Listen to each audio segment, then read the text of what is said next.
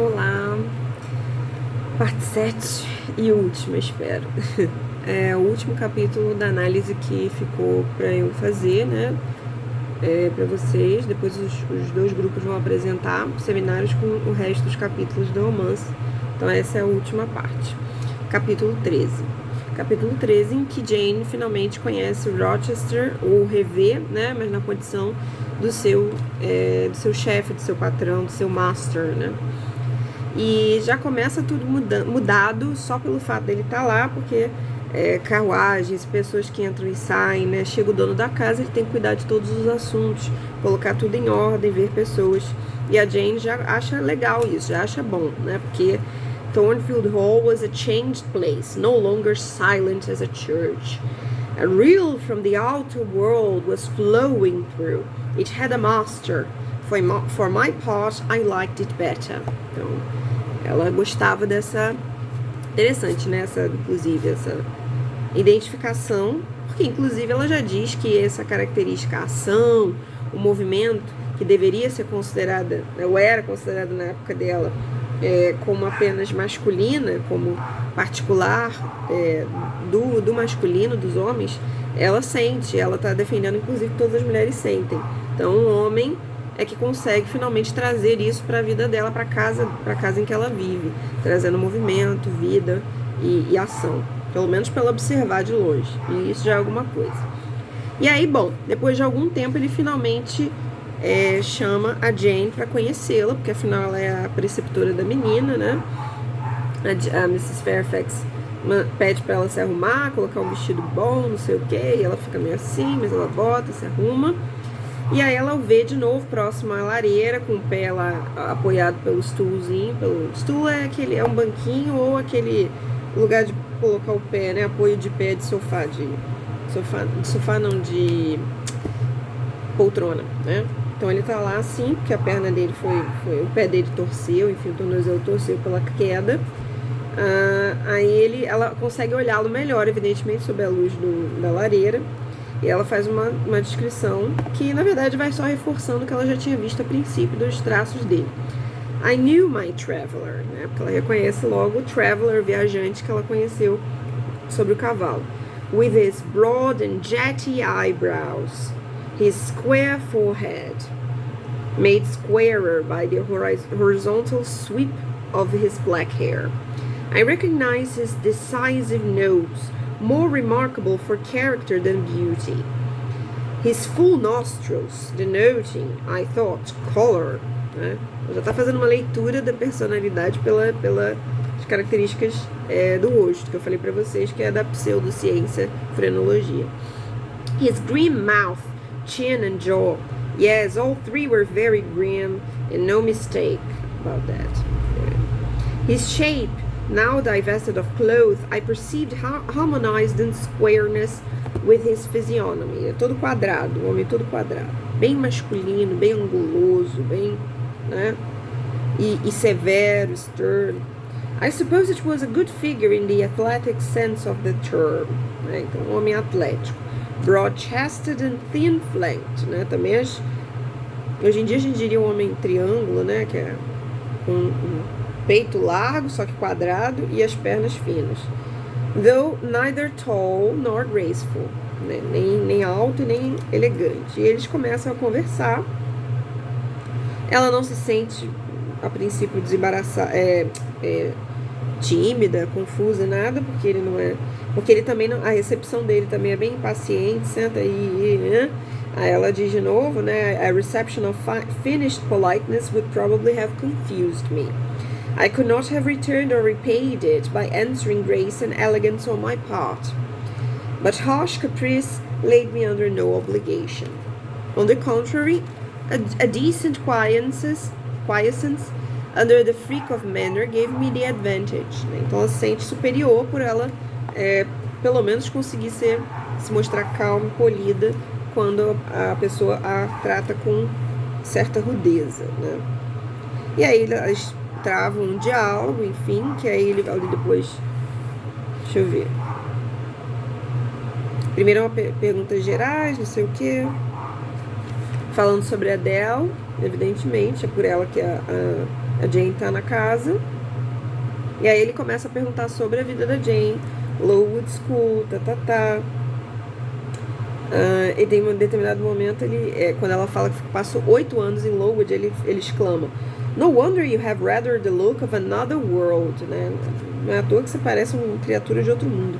I marveled where you had got that social face.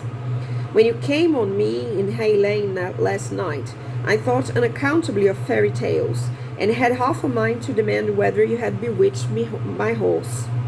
I'm not sure yet. Então ele já introduz ela, né? Aliás, ele começa a travar com ela um diálogo dentro da linguagem mágica que ela mesma também cria, né? Que é a linguagem sobre a qual a imaginação dela é muito fértil e recria, né? Ou lê subjetivamente a realidade em torno dela, que é essa realidade das fadas, dos duendes, das criaturas mágicas. Ele diz que ela tem a aparência de contos de fadas, né? Ela parece uma fada. Não fada bonita da Disney, porque não era assim que se via a fada, né? Mas uma criatura mágica, né? Que estava ali, imagina, um homem andando com um cavalo, aí no meio já anoitecendo, né? Aquela criatura ali sentada numa pequenininha, né? Sentada numa pedra, aí ele passa, escorrega e cai do cavalo, né? Então ele diz que ela enfeitiçou o cavalo dele. Geralmente pessoas com a aparência da Jane, né? E o temperamento da Jane não era um material de análise nenhuma, e de repente ele torna ela uma personagem de uma historinha dele, né? E isso vai só aumentar com o tempo. Aí ele ainda fala: were you waiting, né, for your people when you sat on that stile? Aí ela: for whom? Que pessoa? Que povo meu? Aí ele: for men in green. It was a proper moonlight evening for them. Did I break through one of your rings that you spread the damned ice on the causeway? Né? Então ele tá irritado também, porque ela tava lá como se quase ela tivesse... Ela viu, né? Ele é um homem, ele é o dono da casa, ele tem todos os postos de autoridade possível, e ela viu ele cair. Então ele também fica um pouco assim, desconcertado com isso. Mas ele fala sobre o assunto, ele não ignora, ele conversa com ela de maneira até um pouco engraçada, né, sobre o assunto, de maneira mais leve. E ela, que já gosta desses assuntos, né? The man in green all forsook England 100 years ago, said I, speaking as seriously as he had done. And not even in Hay Lane or the fields about it could you find a trace of them. I don't think either summer or harvest, winter or winter moon would ever shine on their revels more. Então ela entra na mesma linguagem, como se fosse real. Ela até falei com tanta seriedade quanto ele. Não, gente, os duendes, os gnomos, né, esses seres verdes, eles não existem mais no nosso mundo, não.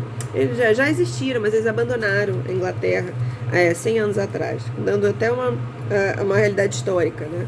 Então ele acha, isso obviamente vai intrigando o Rochester, ele vai perguntando mais, família, E aí ele conclui: you have lived the life of a nun, né? No doubt you are well drilled in religious forms. Aí ele começa a alfinetar, porque o Lowood era uma escola religiosa. Brocklehurst, who I understand directs Lowood, is a parson, is he not? Aí ela: yes, sir. And you girls probably worshipped him as a convent full of religiosas. Não sei como é que fala isso, porque acho que ele está usando francês aqui. Would worship their né? Would worship their director. Oh, no, né? Ele quer ver se ela é uma religiosa quadrada, né? Uma religiosa que vai... Oh, meu Deus, mas não, esse pastor era maravilhoso, um homem bom, um homem digno, um homem superior. Quer ver quanto que ela é devota, né? Até que ponto ela é devota, enfim. Ela fala que não, que as pessoas não gostavam dele, que ele era um homem pomposo e severo, cortava os cabelos das meninas. Ele começa a ver que ela é capaz de fazer uma leitura de character, né? Describe character, descrever as pessoas, analisar, fazer uma análise de pessoas para além dos status, para além das instituições, para além de religião, para além de qualquer discurso, que ela tem uma razão própria, né? Ela sabe fazer uma análise própria com os valores dela. E aí ele pede já para começar, que depois isso vai se tornar um assunto no próximo diálogo deles, né? Ele pede desculpa pelo tom de comando, mas ele está acostumado a dizer faça isso e tal, não sei o quê. Depois ele vai até perguntar se ele poderia, se ela aceita o tom de comando dele, porque ele é mais velho e tem mais experiência, ela vai dizer que não, que ela não acha que isso é suficiente, não, mas enfim, né, ele é o patrão dela, né? Então ela se coloca, ela mostra que ela é uma pessoa culta e analítica e que tem valores e que tem princípios e construiu no pouco tempo de vida dela e com a experiência limitada dela a sua própria forma de ler o mundo, interpretar o mundo e as pessoas, né? Ele pede para ela tocar um pouco, porque ela diz que você toca piano um pouco, né? Mas essa é a resposta padrão, toda mulher diz que toca um pouco, mas aí quando ela toca ele vê que é um pouco mesmo, não é muita coisa. E aí ele pede para ver os desenhos dela, que ele já tinha visto com a dela, mas ele pede para ver, ou melhor, a dela tinha falado deles, né? E aí ele fica impressionado, né? Com os desenhos, faz uma análise, eles vão os desenhos, toda na verdade produção artística, né? Quando o autor fala dela, ele está falando de si, ele está falando do seu mundo subjetivo, da sua visão de beleza, né?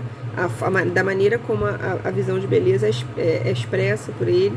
Então, evidentemente que eles começam a encontrar ali similaridades, espaços em comum nas mentes deles, e aí, entre eles, e ele fala em determinado momento, né? Claro que a sua habilidade, você não tem muita habilidade, porque você não estudou e mas as to the thoughts, they are elfish, né? Então, as suas ideias, elas são élficas, né? São de uma natureza diferente, e de novo, pré-cristã, pagã, né? Então ele vai percebendo que ela tem uma imaginação romântica, né? Mas que não é apegada à religião, não é estruturada toda ela dentro da religião, né? Então ela não é uma menina quadrada, uma Quaker-like girl, né? Ela tem sensibilidade romântica, que o personagem do Rochester, apesar de uma aparência de cinismo, a gente vai vendo isso ao longo do romance, ele tem um lado romântico muito forte, não é? Então eles vão se encontrando aí. Ele pergunta, who taught you to paint wind? Né? É uma frase muito, muito poética por si mesma. E aí depois que termina, ele manda ela embora, cansou, encheu o saco, e ela conversa com a Mrs. Fairfax. He is very changeful and abrupt